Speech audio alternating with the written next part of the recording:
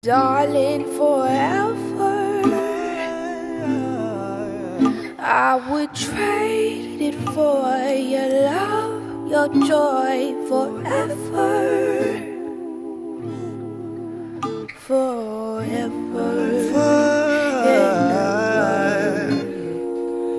Phone poppy, yeah, she call me Young Poppy. That's my little shawty. She get thicky in the body. She got hotty toddy when she make it wet for me. Got that body on you, girl. You know I wanna play some hide and seek. You're someone that I wanna meet. You're someone that I wanna see. You're someone that I wanna see.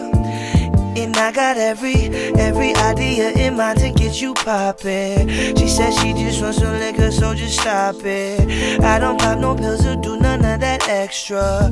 I be chillin', smoking ganja with my niggas. I got so much, so many dreams, so many things to hold up.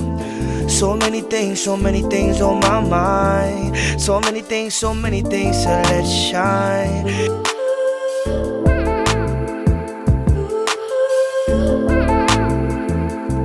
Welcome back to Unrestricted Free Agent. We're back with season 2. Once again, I have another special guest.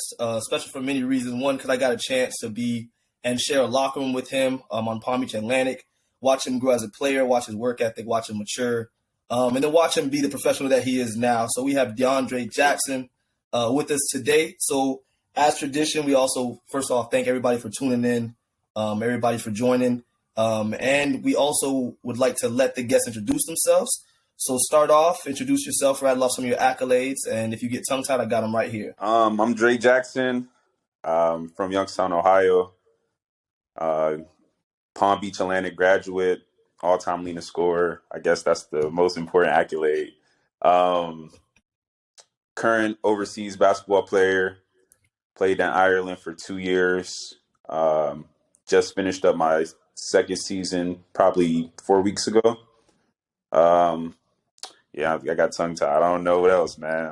Yeah, I know. Yeah, they always do. You guys try to act so humble, dog. I don't even know why. So you went to Campbell County High School. You were a 1,000-point scorer there. True.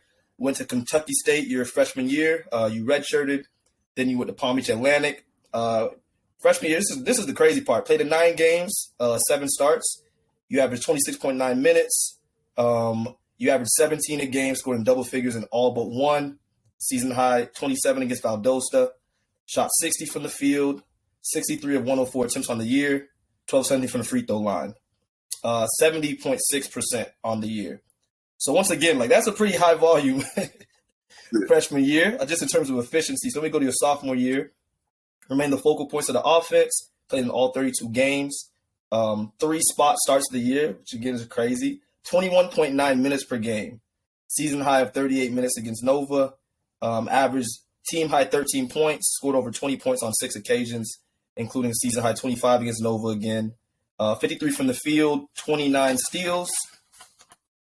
Junior year, started in 24 games, appeared in all 29, averaged 24.9 minutes per game, scored a team high average of 14.5, shooting percentage 44, season high 26 against Caldwell, December 16th, 10 of 18 from the floor. Senior season, 2019-20, played in all 30 games, 29 starts, became the PBA D2 era career scoring leader, 1,431 against Nova. You love Nova, boy. Finished as the PBA D2 era career leader in points per game, 14.3. Leader in free throw percentage, 78%. Scored your 1,000 point against West Georgia, averaged 14.7 in 30 minutes per game, 46 from the field, 30 from 3. 118 rebounds, 55 assists, 36 steals, 8 20-point games, and we keep going down from there. Marie Island Super League, your first stop, 24.6 minutes per game, 22 points per game, 62 from 2, 51 from 3, 71 from the free throw line, 3.7, 0.7 assists per game. I did not find your Trey Lee Ireland stats, and I told you before. The one thing that jumps out to me, like I said, is just the efficiency on the limited minutes that you've had pretty much your whole career, to be honest. You haven't been a player that, 40 minutes, go out and get a buck and do what you got to do. which is super interesting because, like I said, like most people, when they look at advanced stats, they look at the efficiency and kind of multiply it out in terms of, hey, if he can do this in 20 minutes, let me see what he can do in 36 minutes. But as we know, basketball doesn't always work that way. So kind of go into the first topic. Like I said, you have an interesting story. Talk about your time as a redshirt, because we don't really talk about that. I know I was in charge of the redshirts at PBA, but every program kind of runs it differently. So was there anything you're responsible for? Was there anything that your coach put on you as a redshirt, told you how to get done? Was it really free ranged? Just what was it like for you? Man, the plan wasn't to redshirt at all. So I got an offer from Kentucky State University my junior year, and honestly, it wasn't the plan. That wasn't the plan to go there. I had like 3 D1 offers my senior year, and I had a lot of D1 interest. So I was holding out. Waiting to get the right offer and everything. And I remember I went to the state tournament, my first state tournament game. I had a pretty solid game, and after the game, University of New Hampshire, which is a small D1 school, they came up to me, got in contact with me, and they offered me a scholarship. And I was like, I'm there. I'm there. That was my whole thought process. But what's the story with everybody who's good in high school, and then they got offers and everything just falls apart? Grades, obviously. Didn't have the ACT scores, only took it one time, didn't really have high scores. So I had to go to Kentucky State. But my plan wasn't the redshirt. I went there, and my thought process was just to kill, get my stats, win games, get the grades, and transfer to either a higher D2 school or a low major D1. That was the goal. 2 weeks into school year, my head coach got fired. I don't know why. Mm-hmm. I don't know if it was because he took another job, or I don't know. I never really got the right information from that. I literally made up my mind. And I was like, yo, I'm going to just redshirt, because everything was so unorganized. We had a lot of seniors that were guards, so I knew I wasn't going to play that much. So, yeah, I decided to redshirt. So I would just work out on my own. I would work out all the time with my assistant coach. And in the back of my mind, I knew I was going to transfer. Nobody else thought I was going to transfer. They just thought I was going to get ready for the next year. But I knew I didn't want to be there anymore.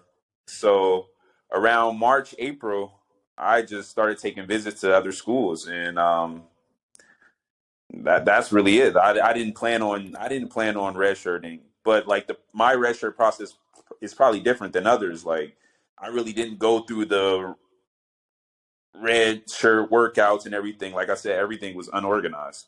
So I'll work out by myself. Yeah. Or I'll work out with my assistant coach. But other than that, like, I knew I was going to redshirt. It wasn't like nobody told me I was going to redshirt. It was just like I knew I was going to redshirt, because the coach who just recruited me for 2 years, he got fired 2 weeks into my school year. So the assistant coach took the head job. And it was just so unorganized, man. Like, everybody was cool. I loved the school. I wish I would have played 1 year with them just to see like how everything would have worked out. But I feel like, I feel like I would have just wasted the year there. So that's why I decided to redshirt. Then, obviously, like I said, you went on your visits and stuff like that. So what made you choose PBA? What other visits you go on? What kind of sold you to the school and the program? So, during March and April, man, I was literally on the go. I probably took like 5 visits to all D2 schools. I think I went to Nashville. I went to St. Louis. I went to West Virginia. I was just taking visits to schools just to see which one was best for me. And I remember around like late April, I had an offer in high school from St. Leo, which is in the Sunshine State Conference. An offer from them in high school. Yeah. So I kind of knew about the Sunshine State Conference a little bit. So I remember just, sending out my stuff, sending out my highlights to different schools. And I remember going to PBA, sending them my stuff and everything like that. Go to sleep. The next morning, I get a call early in the morning, and it's Alan Corbin, who at the time was the assistant coach for PBA. He calls me. Yeah. He says, we talk about everything for 30 minutes. I send him all my stuff, transcripts and all that stuff. He calls me back. He set up the flight information. Boom. I'm in Florida. And I went to school in Kentucky, bro. So it's the country. I'm talking boots, horses, like woods. That location Man, gonna sell itself every time, bro. So I'm used to that environment, man. I get to Florida and I'm just driving down the street, Okeechobee, palm trees. I go to the beach. I'm seeing bro. It just really just blew my mind. Like just the scenery alone just blew my mind. And I remember just going on campus. Shout out to my teammate Malik. You know Malik. He was my host. So we had a good time. And then after the visit, we played 5-on-5. And after the 5-on-5, Dave Balza, who was the head coach, he called me into his office, and he had everything laid out for me. He had all the numbers. He had everything laid out for me, offered me a full ride scholarship, and I signed on the spot, man. I was like, I'm not going to miss this opportunity, bro. Yeah. That's crazy. And after that, talk about kind of a little bit of your overseas career, but it's rare that somebody plays for two teams in the same league. And so you got the opportunity. Kind of talk about how that kind of transpired from year one to year two. Yeah, kind man, of it was tough. I remember in 2020, it was probably the worst year of my life because you had the COVID, we made it to the tournament, couldn't even play. And then after graduation, I moved to ATL because my family was down here. And I don't know if you even know, like only a handful of people know. I'm pretty sure you know, but I ended up breaking my leg. I ended up snapping my leg in half, like Paul George style, like Kevin Ware, Paul George style. Ended up just breaking my leg playing at LA Fitness. And that was a frustrating time because I was literally I had 3 overseas offers, one from Luxembourg, one from a team in Austria, and I don't remember the third one. But that was a frustrating time because I was this close to signing my pro contract and going over and doing what I need to do. And I ended up breaking my leg. So I was out for 6 months. One of the darkest times of my life. I started getting fully healed around February, March. In July, I was ready to go. I already had a gap year. There was no way I can sit out 2 years in a row, or my career was cooked, to be honest. So I remember my agent hit me up, and he was just like, yo, I got this team in Ireland. The pay's not great. The league is not great. And the team is not great. He was like, but it's an opportunity. He was like, And I was just like, I was deciding on it for a minute. I'm not going to lie. Like 3 weeks went by and I'm just like, yo, is it worth it? Like, should I do it? Talking to my mom, family, all that. And I just decided to do it, man. I was just like, you know what? Like, I got to start somewhere. You feel me? And, I love this game. I wanted to be a pro. And I was just like, you know what? I'm going to do it. So I go to Ireland. I have no idea what to expect. I remember. Did you do any research beforehand? So I knew about Dublin, obviously. Everybody knows about Dublin. And the town that I was in was the second largest town in Ireland. So it was pretty good from that aspect. But still, you never know what to expect.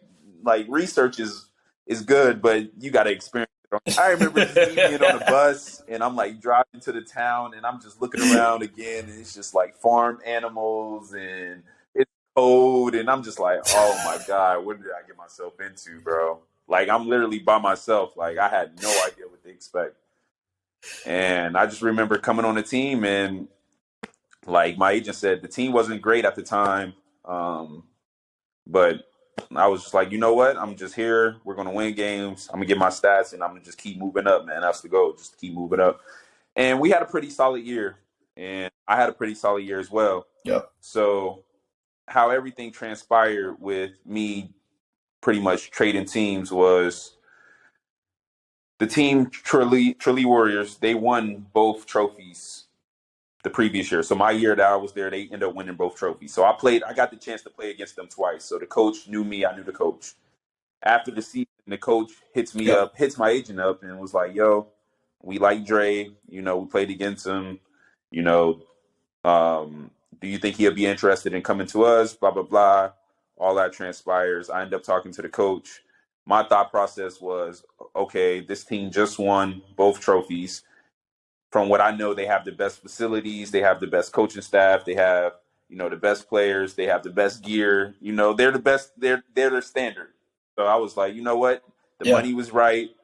I was like, you know what? I got to take it. And the biggest thing that sold me was, so in Ireland, 2 Americans can't play on the court at the same time. So that causes a lot of friction. And that causes a lot of missed play time and different things like that. So the biggest thing for me was the coach told me straight up, was like, yo, you're going to be the only American. Like, can you handle it? Like, you're going to, you're going to be here. We need you to Wow. play 36 minutes a game. And I'm like, yeah, of course. Like, what's up? You feel me? Like, he was like, you know, like your team is going to be mad. Your old team is going to be mad, but I'll talk to them. Like, but yeah, like, are you going to accept the offer? And so I accepted it. And then, yeah, that's how that transpired pretty much. I got an offer from Mary again, but the money wasn't the same. And to bring in another American again, because that's how they do things. And I was just like, you know what? Nah, I'm cool. I'm gonna go with the champ and, you know, build my own. So how did y'all not repeat? That's what I want to know. Bro, man, it was we just took so long to get our team chemistry in order, you know? Like, we had a lot of roster changes. Even when I got there, we had 2 roster changes from pros. Like, pros come in, they'll kick, like, they weren't good enough to play, I guess. I don't know what the story was. But it just took so long for us to gel, and things were difficult. And then in January, I think we went 8 games in a row, and that still wasn't enough to get in playoffs because we started off so bad in the beginning of the year. Yeah. Which is a case for a lot of teams. You know, we started off, I think around December we were 3-7. And I was putting up good stats. I was putting up 26 a game, 6 rebounds, 4 assists, shooting over 50, shooting mid-30s and threes. So, I mean, I was putting up good stats, but it didn't feel good because we weren't doing what we needed to do. Like, I was planning on winning Player of the Year, winning both trophies. Like, that was my goal. Yeah, it didn't happen like that, but, you know, it's all good. You kind of touched on it earlier, but discuss the importance and kind of the role of being an import overseas. I know you mentioned a little bit about the minutes restriction and not being able to have 2 Americans on the court, and how in some leagues they kind of prioritize that over others, and really is to pretty much protect and preserve their nationals for their country and their teams and their leagues and stuff like that. So talk about any specifics that you know, or just your experience with that as well, and how frustrating that is. My experience and just how Ireland does things. My experience, man, and I forgot to mention, Tralee, in January, we ended up bringing another American in because we end up losing like 2 other pros. So we ended up bringing another American in. But this time it was totally different than my first year, because my first year, it's just hard, man. You're bringing 2 Americans in who are really good. Like, I played with another really good American he was a bucket. But it's really hard when the 2 best players on the team can't even play with each other, you know? Play in the court together. Yeah. Every practice we're guarding each other. So it's creating that competitive battle. But then again, it's like when the game starts, it's like, all right, I can go score 12 points right away, and then I have to come out for 7 minutes. Or he'll be scoring 20 points, and then he'll come out the game, and then don't get back in the game till the 4th quarter. So that like kind of messes with you as an American, especially when you're probably the top 2 best players on the team, you know? So that's very difficult for sure. I think they're telling me, I don't know if this is true or not, but they're telling me next year 2 Americans can play on this court at the same time. I think they're just telling me that to get me. I know the game they play, but that's what they said. I don't know. They said that, so maybe they see it from a distance, how like that can cause like kind of friction, because when you go to like places like Ireland, they expect the American to be that guy.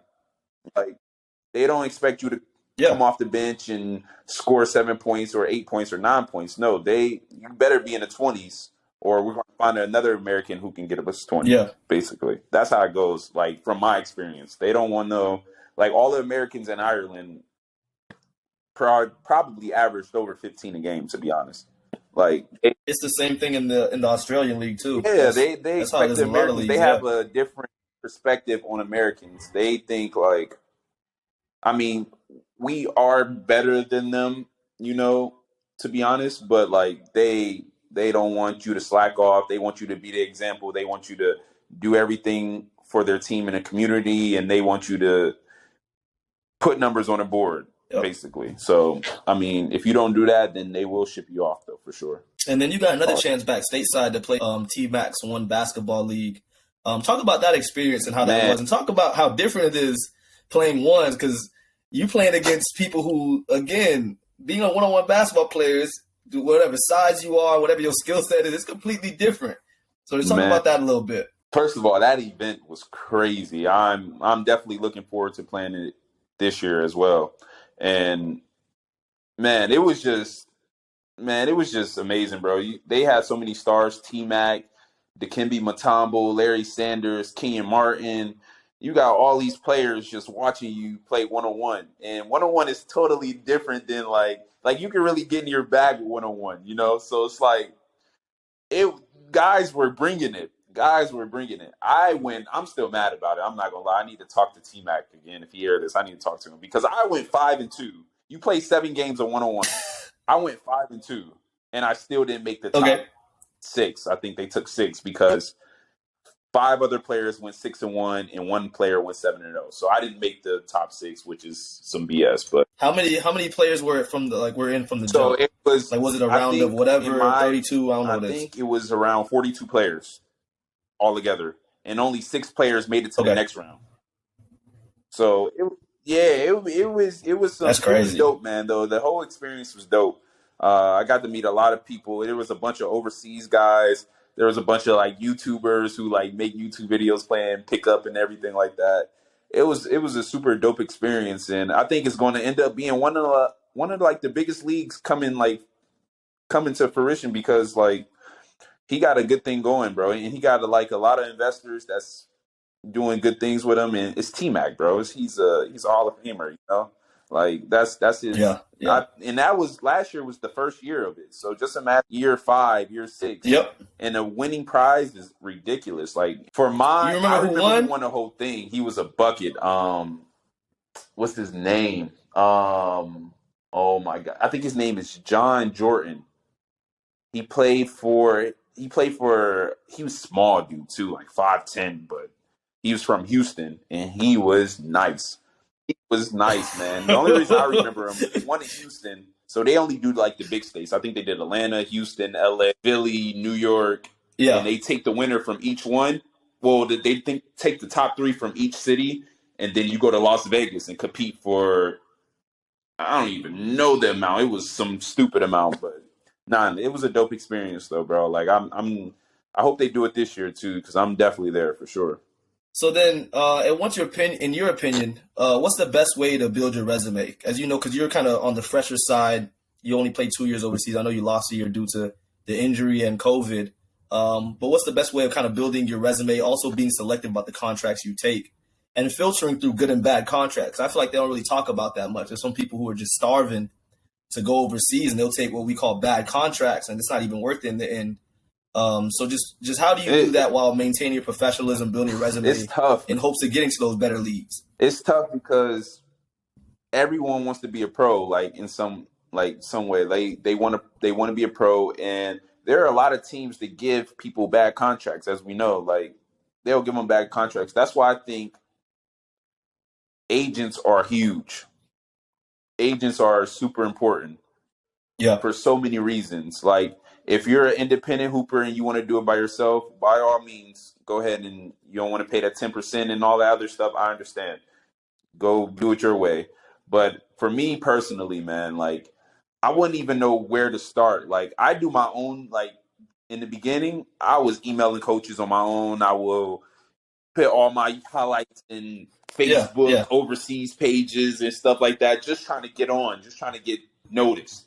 But honestly, at least for me, that stuff don't work. I've been scammed like 3 times, paying people to put me on their pages, and bro, it's ridiculous, bro. It's ridiculous, and man, there are a lot of bad contracts, and I don't know. I just feel like I'm not really like, I don't have all the information to saying what's a bad contract and what's not a bad contract, what people should do. But I just feel like personally, like you need an agent. You need an agent that you trust. You need an agent that you know won't put you in a bad position. You know, like you really need that because, man, the stories I've heard, it's like heartbreaking too because people like really like want to make a career out of it. Like, bad contract, Just a screw you up, livelihood, bro. screw your whole Yeah. career up. You know, like it's ridiculous. I don't know, man. Tough. That's tough. And so I know, like I said, your first contract is usually bad. Every player, unless you're already certified, your first contract is usually bad. But so how do you separate yourself after that first one to say, hey, I'm not taking any less than this, or I'm not taking a step down contract wise? Like, do you have that in your mind? Do you know what that looks like? Is it more so you're just going to field the options all over again? How do you continue to progress forward contractually? Yeah, but also like the level and quality. I have a basketball? little more wiggle room now personally. that I got 2 years in. You know, Ireland's not the biggest country for basketball, but now people can see that I'm consistent with my stats. I have good film. My agent, he's battling every day for me. He sees my potential, so he's going to push me for jobs that he think I deserve or whatever. But I mean, like, for example, my first contract was terrible. Terrible. I'm not going to lie to you. My first contract was terrible. Yeah. No other hooper that I would know would probably take that contract. But honestly, keep it a buck with you, like, it was terrible. But, you know, you had to do what you had to do. I knew I could do what I could do. And then my next year, I got a way better contract now. Like, a way better contract. And now going into my year 3, I have a little bit more wiggle room. Now I can say, okay, well, I want this amount now, or okay, I want to play with. I can control it a little bit more than now. I feel like going to year 3 because I actually have the stats. I'm on Eurobasket. They see all my stats. They got my film. They got full game film. They can talk to both of my coaches and they can tell them what type of player I am and person I am and all these other things. So I just feel like, man, it's just a tricky process because you can't accept every contract that comes your way. That's number one, because they might be terrible, man. They might have you playing overseas for €200 a month. Yeah, I've seen, and that's what I'm saying though. I've seen contracts like that, and again, like, of course, you getting your foot into the door, understand that, but you have to know your worth as a player too, and as an individual. Like, a lot of us are trying to take care of our fam too and support people. It's not feasible. I've seen some ugly things for sure. Like, I played with players that, like, we talked about this, and it's just like, they offered you that and you took it. Like, I had to, bro. Like, I got to. Like, I needed an opportunity. Like, this is the only one I had, so I understand it from that aspect. But man, the overseas business, it's cruel, bro. It's cruel, especially if you don't have good people in your corner, and especially if you don't know your worth, bro. Like, it can get real dark for sure. And then completely shifting gears now, we're at a weird time of sports betting and gambling in the NBA. Just what's your opinion on that as it relates to players, more specifically their treatment? I know we've seen a lot of things in the NBA, which is altercations with fans and even whatever they say online, which I think online and being anonymous is a whole different ball game. But just talk about how it opened kind of the door for people and how they treat players and how they view players more importantly. I feel like that's what it's more about. Man, like, I gamble. I mean, I do it a little bit, but I've seen stuff like fans DMing players because they scored 26 points and they betted on them scoring 28 points, and now they down $500, and they're just going completely off on them, saying I chose the wrong slave today and different things like that, bro. That is ugly. That is terrible for our game. Chris Boucher, obviously, man. Betting has been around for a long time, but like, it's just disgusting, bro. Like, they really look at us like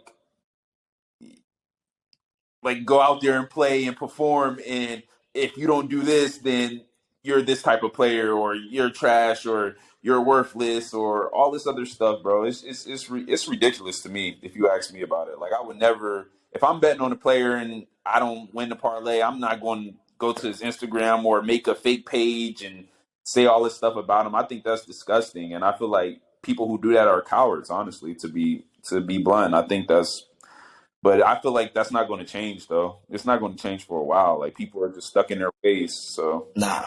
I just think it's No, go disgusting ahead. overall. But I do want to hear your opinion about it. No, I was just gonna say that I feel like, and again, obviously I've been on sports and I laugh and talk about it.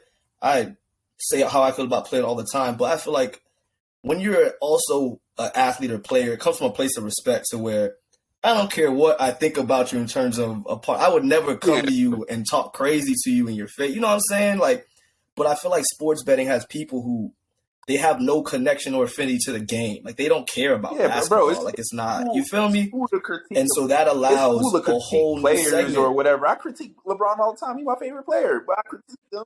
If he playing trash, I'm tweeting, Of course. he's trash right now. I'm tweeting it. But I'm not going to go overboard with it. Like, I'm actually watching the game. I actually, like, I'm not about to go overboard with it and say, fuck you, like, your mom, your sister, that's why. Like, I'm not going to do that. But if he playing trash and whatever, I'm like, bro, come on, bro. Step it up. Like, he's my favorite player.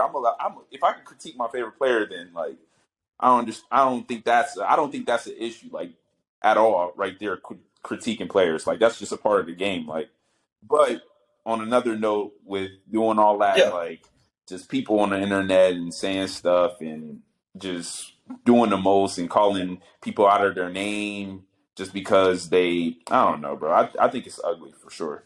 I agree. And I think that's kind of the worst part of sports that we don't really talk about. And I understand we think all's fair and, you know, in the competition realm and stuff like that. And obviously heckling and stuff like that is cool, is warranted. But I think we're past that. I don't know.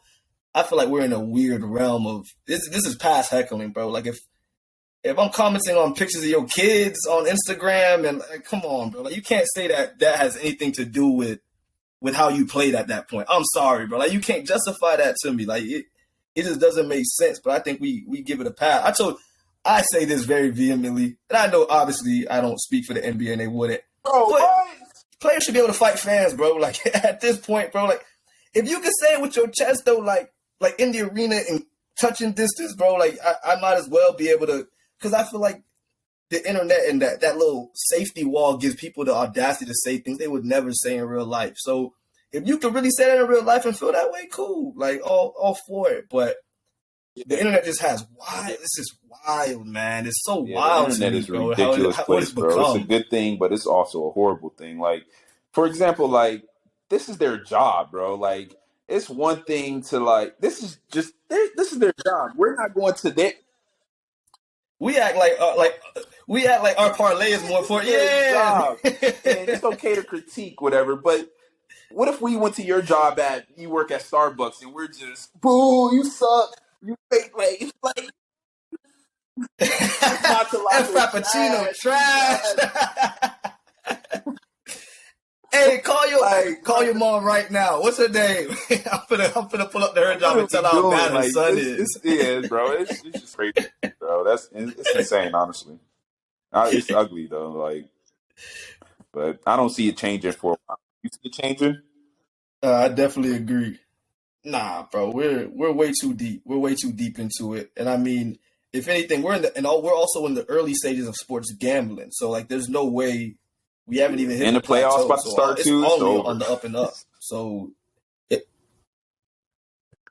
and the NBA is not going to do anything to protect this player. I mean, so the only thing I've seen them do is, for example, like I've seen players now being able to get people tossed, and even that, like, okay, cool, like, but I think that's as far as they're going to go in terms of protecting their players and their assets. And I say protecting, people are like, oh, it's just words, but I mean that's still protecting, bro. Like.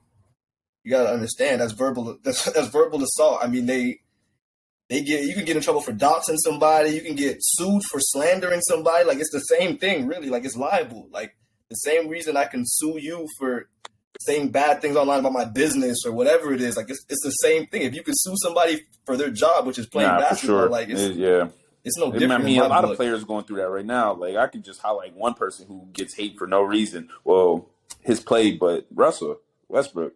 Like, that goes overboard, though. It's overboard. And, yeah, I think nah, man. People can't justify that to me. And I feel like people have tried and said whatever they want. And like I said, I'm all about keeping it basketball. If you want to talk basketball, keep it basketball. But when you like his go wife is getting hate overboard, like you messages, can't like justify that y'all to me, shit, man. Like like sending mail, that's like they're way too sending much, mail, bro. like Like come at the end on, of the day, bro. it's a Like game. Like it's just and it's a again, game. Like yeah. When the players say yeah, that though, like they act like they don't care about their craft. Like Dame said on the podcast and said, "Bro, I go home to my family every day. Like I smile. Like what you think I care about? You feel me? Like we didn't make the playoffs this year or what? Like I got people who depend on me. you Like don't even I'm not play. as You invested as never you shot a are. You don't even basketball in your play. life, but like you sit there. Yeah, Like bro. yeah, like why should I I care don't like about that that? side. We can critique players all we want. Like that's part of the game, but like going for family and like just doing the most and sending hate mail, pulling up to people after the game and just saying all this negative things. Like it's just ridiculous. You see what they trying to do to Kyrie right now, so it's just whole different ballgame. That's a whole different ball game. He got the media against him. You ain't It's winning. just That's a tough battle to win, bro. That's a whole different topic. But we going over to the family feud portion, where we ask a few questions. Pretty much if we were to poll a bunch of hoopers, but these are more personal in terms of your experience with these. First is my favorite question: the coldest player you ever laced up against, and how much he gave you at any level. So you could have seen him, you could have played man. against him, I'm you not could have gonna lie. played I with play with him. a lot of hoopers, but I mean, one of like the most notable hoopers right now that I've played with, but it was young, like seventh, eighth grade, and he wasn't like how he is now. Jordan Poole, Jordan Poole, Jordan Poole. Really? It was seven. It was seventh grade. I lived What age were in you? seventh grade. I lived in Wisconsin, Milwaukee, Wisconsin. So I actually got a chance to like practice with him. I remember him being at practice, not how he is now. Like not like you would not even. Of course. Did you? But some players you kind of get to see like okay, he Man, got a like shot. You didn't I know there was played nothing like there. AAU against him. I've been in like pickups with him, like young boys, like seventh, eighth, ninth grade. And then I moved out of Wisconsin, obviously. But like seventh, eighth, ninth grade, like I would see him like on a day to day and hoop with him at like the local Y or AAU like pickup games and stuff like that. And he wasn't like how he was now. He was still nice though. It was seventh, eighth grade. He was still like doing like making shots and everything, but then just to Yeah, of watch his course. glow up and see how he is now, it's ridiculous. But I mean, I played against a lot of hoopers, man. I played against What matchup? What matchup still gives you nightmares, dog? man, high school. Let's see, high school. I mean, it's this guy named he went to West Virginia and then he transferred to Alabama. His name is James Bowden. He was nice. He was nice in high school. It Okay, was at the yeah. time me and him were like trying to rise to see who got that top spot. And I remember it was a summer pickup, like a summer league game, my school versus his school. And yeah, he gave me buckets. He gave my whole team buckets. I think he had like 40. And I remember just my brother just walked out the gym like just disappointed me. And I remember that was a long car ride back home. He gave me buckets. Who else? And then in college, I mean, I don't really know. There wasn't really no standouts like that. I like matchup problems that I've had. I had guys who gave our team buckets, but not like me buckets personally. But nah, I played against some dope dudes, but like really none of them like stand out. I mean, Jordan Poole, he was just like he's just one of those guys now. But I would get some good dudes though, no cap. Yeah, for sure. And then being a black man in Ireland, I know we talk about the kind of assimilation and the culture, the language and things like that. Did you have any problems or anything that, and not like I'm not saying like problems for your safety or anything like that, but was it a hard transition like for just representation and because obviously you can stay in your Yeah, hotel and I go to mean, practice and game, but I'm not gonna sometimes you lie, want to go bro. out and step out. They treated me like I was LeBron. I'm not gonna lie. Yeah, it was Really? like they either just love Americans or I don't know what the deal was, but like my outside of basketball, like the nightlife and everything, I really never had any issues. Like I never really ran into the issues. Everybody's yeah, How many people did you see They that looked like they you knew I played that didn't basketball. play They knew I basketball? wasn't from Ireland. They obviously knew I was there for something. They knew I played basketball. But I mean, it never was like anything crazy. But I do have one story though. I remember I went to a barbershop and I was woofing it for a minute. So I was like, you know what, I'm gonna just go to the barbershop and have them just, fade and line up. That's it. Don't touch the top. And I remember I sat in the chair and the dude asked me, he was like, yo, like, what you getting? And I was like, yo, just fade and just a lineup. Like, that's it. Like, don't touch the top. He was like, man, I never done a fade before. And like, he was like a barber. He was like, yo, I never done it. Like, they don't get those around here. And I'm like, fade? Like, they don't just, I was like, all right. Yeah. I was like, all right. I left my like wallet back at the crib. I left. I was like, yeah, nah, I'm cool. But other than that, it was pretty smooth, bro. Like, you go to like big cities like Dublin, you'll see people like us, like black people and that. So that was dope. But I mean, I Yeah. never really had like any troubles with anything. Like the food is kind of the same. Like they just have different slang and all that other stuff. But I really never had like really no. Did you learn any Irish while you were They there? don't even really speak Irish. Communicate Like, I any? don't know. Like Or were everybody you just everybody spoke English. That's why it was like they all spoke English for me. Like I never really had like a language barrier or anything like that. Oh. I'm pretty sure if I go somewhere next and I have a language barrier, it's gonna be Yeah. tough. But like everybody spoke English. That's their first they were cool. Like I never really had no issues. It was smooth. If you had to tell a coach how to utilize you in the offense, what kind of actions or offense tailors to your game? I had to tell a coach. High pick and rolls, stagger screens, flare screens. Yeah, just pick and rolls, flare screens. I will transition. Like, let's run in transition. I don't like bringing the ball up slow and setting up a play every time. Like, that's not fun. We can do that, but, like, I like getting out in transition and getting all that stuff. But, yeah, just pick and rolls. Like, what I did this year for Tralee was pretty solid. Like, it was just pick and rolls, stagger screens. I was literally the point guard. Like, I never played, like, point guard, like dominantly point guard since like my sophomore year in high school, but I was literally the point guard. So just pick and roll, stagger screens, just getting downhill. I mean, that's probably the best way to utilize. Do you prefer to be on the ball or off? I think it's 50-50. I like being on the ball. I like making the decisions, but I also like being able to not be on the ball and coming off a stagger screen and catching it and just making one decision whether to shoot or to pass or whatever. I don't know. It's 50-50. I like being able to control it, but I also like being able to play off ball. That's why I say like I'm a 6'4" combo guard. Like I can play the one if you want me to, but I'm more comfortable at the two because that's just the natural position I've been playing out my whole life. So what's next for your career basketball-wise? I think me and you talked about this if you had to call it off camera, but I really want to play in the BBL, which is the UK league. I want to play there. I've been talking to my agent about it, and he has some connects there. So that would be like the next step. But if I don't get that, it's not the end of the world.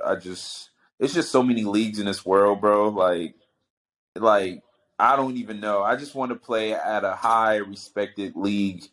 And the goal for my basketball career, man, I just want to just keep moving up and just see how far I can take it. I know, like, basketball is I'm not going to be able to play this game forever, but, right now I'm just trying to build a resume.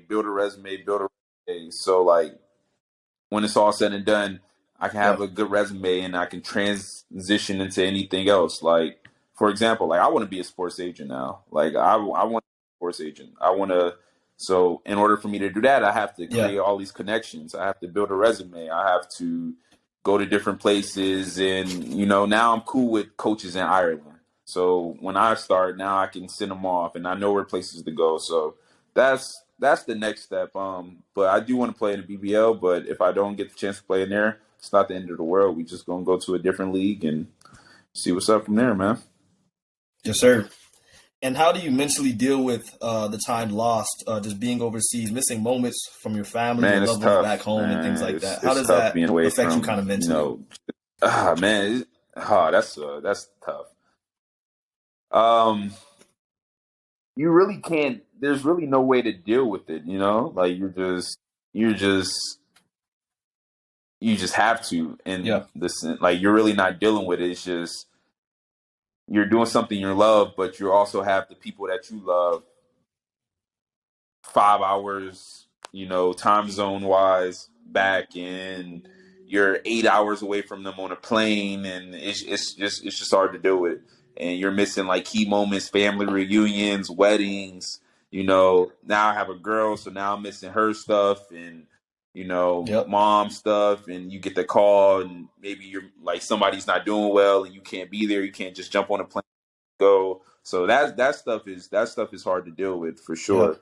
So like I understand why people who go overseas go and make a career out of it, but I also understand people who go overseas and come back home, because that's a big aspect of it, bro. Just Yeah. like just being with your people, or just being in a place that you're comfortable and you're used to. And like right now, it feels so good to be home, bro. It feels so good. I didn't think I missed it until I actually got back. Like I knew Yeah. I missed my family, I knew I missed my girl, I knew I missed my friends, but I didn't like understand how I missed just being around like just people that like is living basically the same lifestyle as you in a sense, like you just don't. I remember I was talking to one of my teammates, an Irish teammate, and I'm just like told him like, yo, do you think you can just leave your family right now? And like you've been here all your life. Do you think you could just leave your family, go somewhere in the States, and just be cool and not worried about like that's hard to deal with, bro. Like you don't know until you actually do something like that. And Yeah. that's why right now, bro, I'm not even worried about like the next step. I know the next step is gonna come, obviously, and I'm gonna be ready for it. But right now, I'm just trying to be present where my feet are. I'm just trying to enjoy these moments with everybody, all this lost Yep. time, trying to That's make it big back too. up. That's huge. Yeah. So that's what I'm trying to do, bro. That's real But it though. feels good to be home, though. I'm not gonna lie. And then I know But yeah, we, a lot of people, we overuse the term pro. I said, nah, it's tough. Like You said what? that whole aspects. Like being a pro is one thing, but when you start like thinking about like just being away from everything, and just it's hard. So yeah, so you kind of put it right into words right there. The word pro, and it's used in many different ways and terms. I know for players, it's used as a term of endearment. I know for when I was a young bull, and again, you would see somebody up and coming, you would say, yeah, that boy's a pro. In the coach's standpoint, they say it for the younger generation. But now we're getting into a lot of mainstream talk of what's a professional or not in the sports world. So what does a pro mean to you? And What a how pro do you feel means about to how the me. term is I used? feel like I'll answer the second one first. I feel like people just use it. I feel like the word pro is used so loosely now. Like I feel like people, man, it's just difficult, bro. I be just seeing people, and like I know like they never went like overseas, or I know like you feel me? Like they probably played in their like community league, or probably had like talks with an agent or something like that, and they got pro written all on their bio, and they never touched overseas soil, or like I don't know. It just throws it off for me. Like I don't even like I'm a pro basketball player, but I don't even like push it like that. Like you feel me? I'm not going around. Yo, I'm a pro. Like I was just at Yeah, LA of course. Fitness today, and I was just watching hoop, and this dude was just talking crazy. It was like, yo, I'm a pro. Like I get paid for this. I get paid for this, and everybody was like, yo, like where you play at? Where you play at? Oh, no, I don't play anywhere right now. But like you feel like, but I went to like an academy in Spain, and like stuff like that. Like I went to yo, and it's Oh, just please don't get like me yo, started. Oh Lord, please don't get me it's started, just bro. used so That's a trigger loosely word for because me, like bro. I don't know, but a pro means the definition of a pro to me is just a person who really does this for a living, who is actually making a career out of it, who is invested a lot of time in this, who has the, what I want to say, who has the accolades, who has the resume to back it up, basically. That's what a pro to me. But it goes like, it's, I don't know, bro. I just feel like it's, I don't even know the real definition of it, but I just feel like it's used so loosely, bro. Like now, I feel like everyone's a pro, or everyone can say they're a pro and people believe it. It's just, I don't know, man. What is a pro to you? What would you describe a pro as?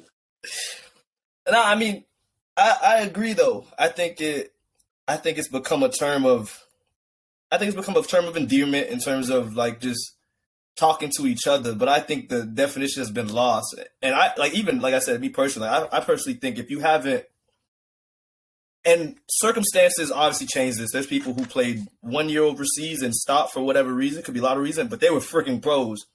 There's people who didn't go and they were pros. Like, but I think for the most average person who wasn't a NBA dropout or a high major reject or whatever, like if you haven't played, like minimum, like I think of it like a rookie contract. If you haven't played 3 years overseas and you have an existential amount of time out there, like you're not really a pro. Like, you know what I'm saying? Like you're a good basketball player. Like, we're never gonna take away from you. What you did is what you did. Your resume could be amazingly elite. But I think we need to upgrade the term of pro, because there's people out there who's really doing this, like out the mud, like doing this. And I think it's disrespectful to them to group them with and this is no shade, but we group them with, the players who might just play ABA here, or they might play on their local semi-pro team, and they've been doing it for 5 years, and it's great for them. And in terms of like, it scratches the itch of playing basketball at a competitive level, all for it. But like, there's no way possible you can compare that to me, to the player who's been in Spain the last 5 years, who's in Japan playing for this league, who's been MVP of 4 leagues already. And like, I'm not comparing him to, I don't care if we're in the same gym together. I don't care if the eye tests don't fit. I'm not comparing them to, bro. Like, I'm not calling it doesn't make sense. him a pro and then you a pro that, too. I mean, like, it's not, it's just not the same. Like, I can't do it. It's levels. I feel like it's just levels for sure. Like at the end of the day, it's levels. Like, but yeah, that word is like, we use the word, like we can see a dude hoop and be like, oh yeah, he's a pro. He might not even be a pro. He might just be a co-hooper. Yeah, you feel me? Exactly. That's what I'm saying, though.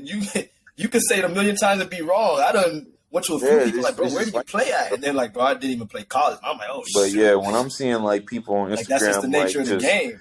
And the people who claim they are a pro.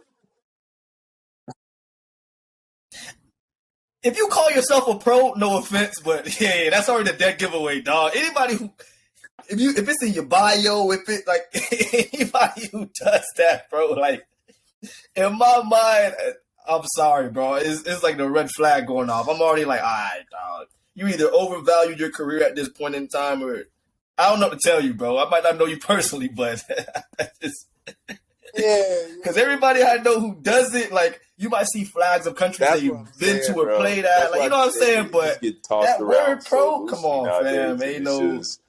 I mean, I don't know. I just think it's just, I don't know, bro. It just takes away the credit from the guys who are really actually doing it, like you said, who are really like putting in the work, who are really like feeding their family with it. And then this guy who plays at the YMCA and might have like did something, went to like a Eurobasket camp or something like that. Now he has pro in his bio. And now it's just, I mean, I don't know. It's just not a good look, in my opinion. But I mean, each his own, you know? Yeah, that's what I say, bro. If you like it, sure. I love it. I can't agree with you on it, bro. That's always what it is, man. But once again, we appreciate you, Dre, for coming on. We wish you the best on the next contract. Please keep us in mind when you sign it. Love to know where you're at. I love visiting my friends overseas. I didn't get to visit you in Ireland. I'm not going to lie to you. I didn't want to. You didn't make it appeal enough for me. But you go to the UK, I'm definitely there, dog. Oh, man. Oh, bro, you didn't even like you was having fun out there, bro. Usually you can tell a little bit of people enjoying themselves on these stories. I ain't like what I saw, dog. For me to travel, it got to be a little something a little better, bro. For so sure, though. that next stop, I got hope. I can visit you out there the next stop and watch you play. Sure. But once again, we appreciate everybody for tuning in to season 2. Follow our socials for sure. Unrestricted FA_pod on Instagram, unrestricted FA1. We always let the player leave the people with a little bit of free game. So is there anything you want to tell the people who are up and coming, might be wanting to take that next step to go pro, might be in the early stage of their career? Just as cliche as it sounds, man, put in the work. Just know yourself, know your worth. You know, like, just, yeah, man, just put in the work, manifest, and just grind, bro. Like, you just got to grind. That's all it is, just to grind and just put yourself out there. Trust yourself. Like, do whatever you can to, you know, reach your goals. Like, you know, because once you're there, nobody's going to talk about, you know, what are they going to talk about? You just got to be thirsty for your goals. That's what it really is. You just got to be thirsty for your goals. You got to reach your dream. You got to just do whatever you can to make it, and just put in the work and just be yourself. And, you know, all the cliche stuff, bro, but it works, though. All the cliche stuff, but that's what it really takes, though, for sure. That's real, bro. And once again, we love this to be a network for all athletes. So if anybody out there has any questions, we have an open door policy in terms of asking. You can ask specific people. All the guests I've had on, they have a wealth of knowledge, a wealth of experiences. I feel like everything is trial and error. Nobody has it figured out. That's the beauty about overseas basketball, sports in real life. Nobody has it figured out. There's no one foolproof way. What worked for one person might not have worked for the other. What works for you might not work for somebody else. But if we can just pass on that knowledge, I feel like we can help a lot of people. So once again, appreciate you. Signing off from Unrestricted Free Agent. Peace out.